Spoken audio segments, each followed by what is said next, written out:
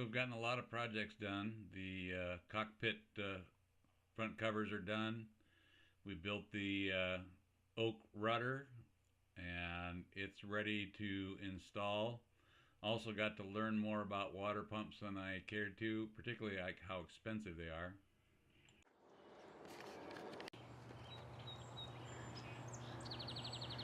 So every morning when I come out to work, this is what I get to see. This is a 1976 NACRA 5.2 that I've had since 1976. A couple years ago I rebuilt it. This is the J30 that we're working on. This is boat is going to be called the MaJic carpet with the J for in the MaJic. We've now got the mast off the top of the boat. It's over here getting ready to be rewired, and so we have a new cable, new standing rigging to install when we get there, a new mast light,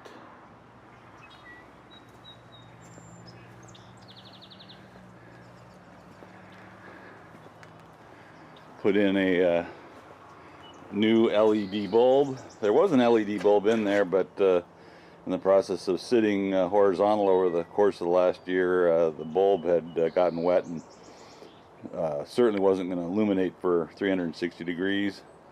So things we're doing is we're going to put in an RG8U cable for the VHF.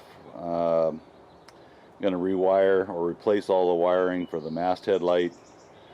Going to talk to my electronics guru about whether he thinks we need to rewire the sailing instruments or not, but we'll sort through that. Hull work. We're down to 3 areas that still need hull work, and then we want to add more glass throughout. The through hulls are back in. They're a little ugly looking right now. We'll grind those out and fair them at some point soon. Put a new shaft in. Reworked the gland, the seal. Put a new cutlass bearing in. And I'll show you the new max prop that we've got. Still have a massive amount of work to do back here on the transom. What you're seeing dripping there is the cockpit drain. Since I have to fair all of this, I still have to peel all the stay tangs off, and so I can sand that, and then I'll spray it. I've got vents to reinstall. So a lot of work, and clearly, as you can see today, it's wet, and we've got a few more days of wet before we can get back to some of this other work. One thing that's kind of interesting is that this is an area in here that hasn't been worked. Get my hands pointing in the right direction. But current readings show this is dry. So what's interesting is what's happened is moisture that's been in this part of the hull has migrated out to the dry sections. This area down in here is still showing wet. One cranky thing for me in that same vein, this is an area that I just started working on. You can see the fairing compound, the first coat. And so this area is now all dry. This area over here had been dry. This is just the starboard of the front of the keel. And last time I looked at this is now showing wet. So moisture that was down in this section has migrated to the dry sections, which is really annoying. But I think it's just going to have to stay, because I think what will happen is it'll go back the other way at some point in time. Oh well. It's not going to be perfect. This is the port cabin top, and where you see that black tape was 3 rope clutches, and then you can see where the secondary winch was, and a small jam cleat.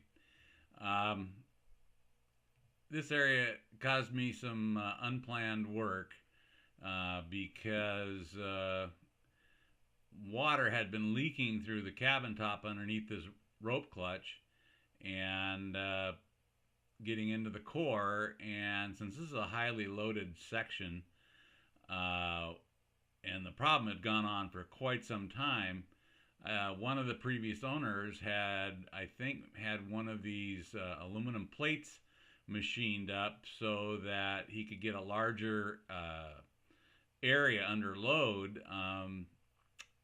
But when I removed it, what I discovered was not only had there been some pretty significant corrosion, but the cabin top itself had become completely destroyed underneath this clutch. And I think at a point in time, the probably the bolts with some large fender washers had actually tried to pull through the cabin top. Um, so when I started removing core, this is what I got to see. So what I did was removed all the core, and then I had some very high density core to use along with some Divinycell. And in this area, I counted not less than 32 holes that had been drilled through the cabin top over the course of years. So record it with the high density and some Divinycell, and here you can see a picture of my vacuum pump